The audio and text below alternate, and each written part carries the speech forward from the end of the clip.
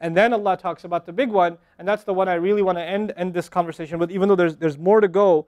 But Allah makes such a big deal out of this subject that again, just like there were 3 ayat about Judgment Day, now there are وَالَّذِينَ هُمْ لِفُرُوجِهِمْ حَافِظُونَ إِلَّا عَلَىٰ أَزْوَاجِهِمْ أَوْ مَا مَلَكَتْ أَيْمَانُهُمْ فَإِنَّهُمْ غَيْرُ مَلُومِينَ فَمَنِ ابْتَغَى وَرَاءَ ذَلِكَ فَأُولَٰئِكَ هُمُ الْعَادُونَ.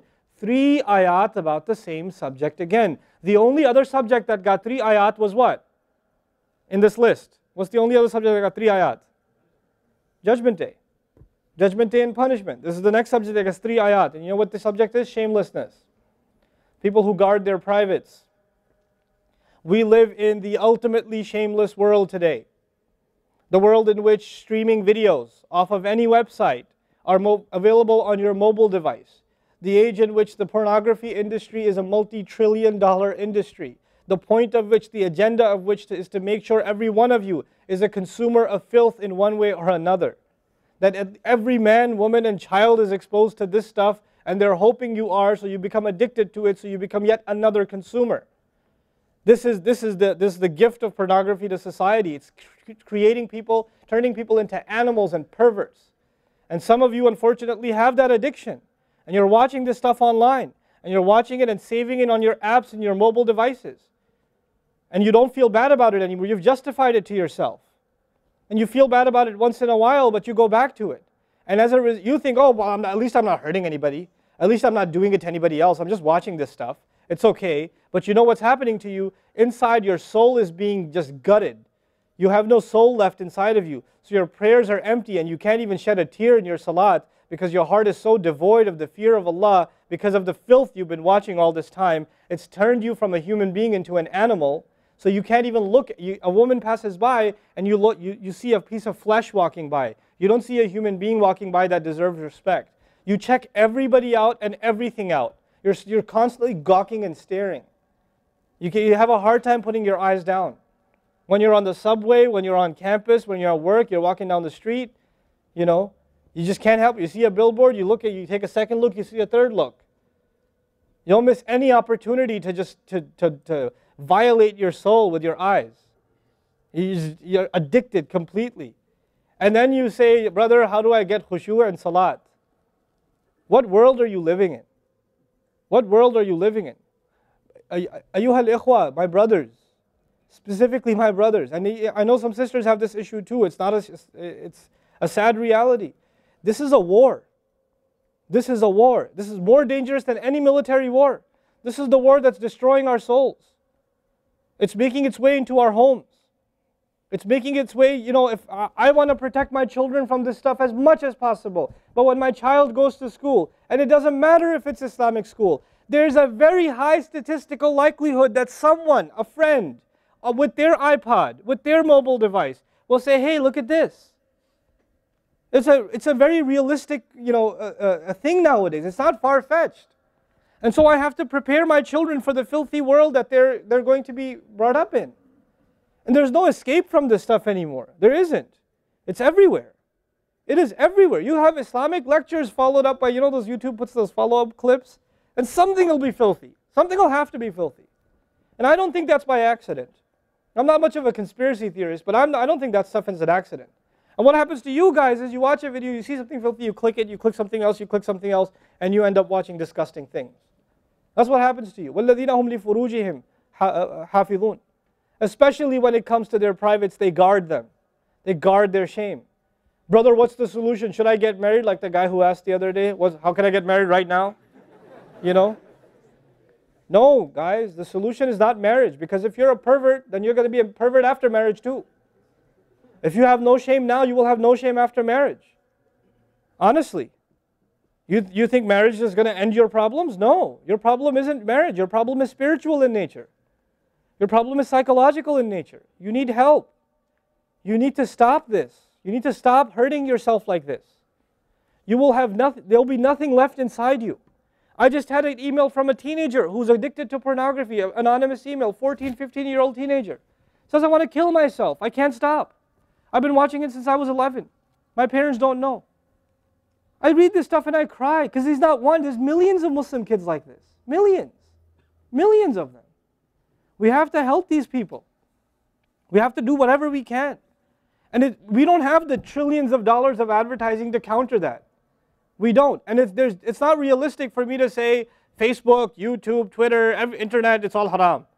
It's not realistic because it's a reality. It's as common as oxygen now. The only thing we can do is have a mature conversation about this and teach our youth to deal with this and navigate this and not fall into it. The elders that are here, stop watching Indian movies, man. Why are you sitting in a lecture talking about salat and the importance of salat and you don't guard your shame? Mother and daughter and husband and wife and sister sitting together watching whatever? God, come on. Stop. وَالَّذِينَ هُمْ لِفُرُوجِهِمْ حَافِظُونَ. They guard their privates. But guarding your privates doesn't mean you don't commit zina. It means everything that leads to the temptation. Everything that leads to it. They watch it. They guard it. They know it's under attack. They know that their shame is under attack. They realize that their weakness is their urges. Those urges that Allah put inside of us that are so strong. Allah put them there for a reason. He did. And every one of you have them. You don't have to, I don't have to have a dalil for you to have them. I know. The guys that are here. You all suffer that challenge every single day of your life. Especially in a city like this one. At least in Texas we're a little more conservative. Not that much more, but a little more. You know? At least in some towns they don't allow for filthy billboards and things like that. They actually don't even allow the billboards. You know? But that's changing soon because capitalism wins in the end. Right?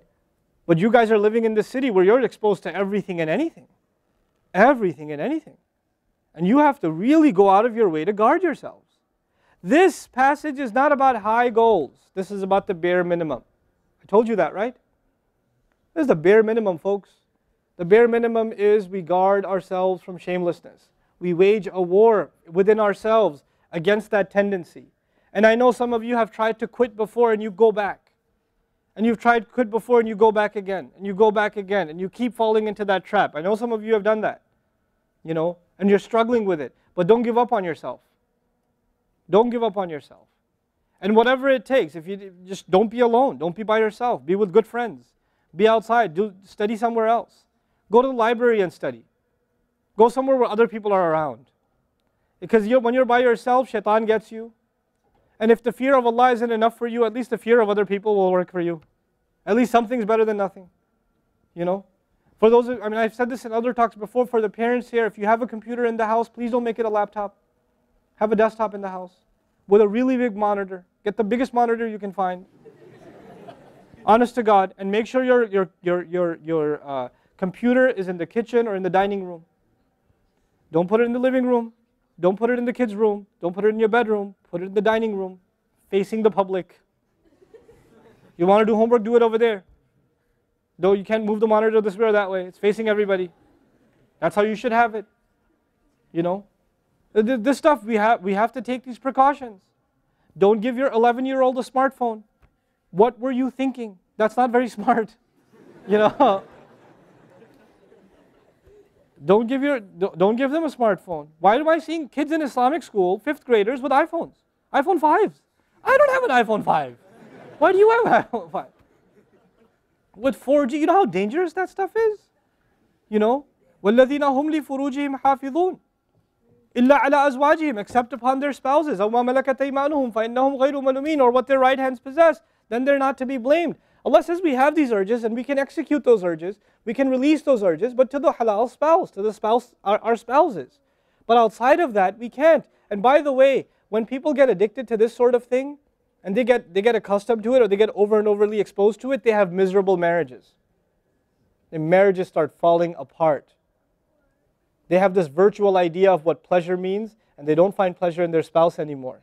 And there's great fitna that comes into the family. It destroys homes, Muslim homes. That's what's happening in our world today.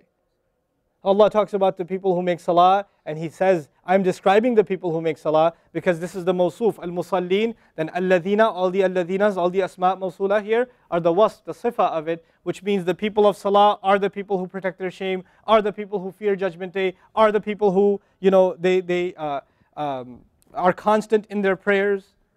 These are the people. فَمَنِ ابْتَغَى وَرَاءَ ذَلِكَ فَأُولَٰئِكَ هُمُ الْعَادُونَ. The people who pursue anything beyond that, then they are the ones engaged in aggression. This is an act of aggression. You know when adu is mentioned, or adi, adin from adu, from ada ya'du, right? Al-adun. Al-adawa in Arabic means animosity.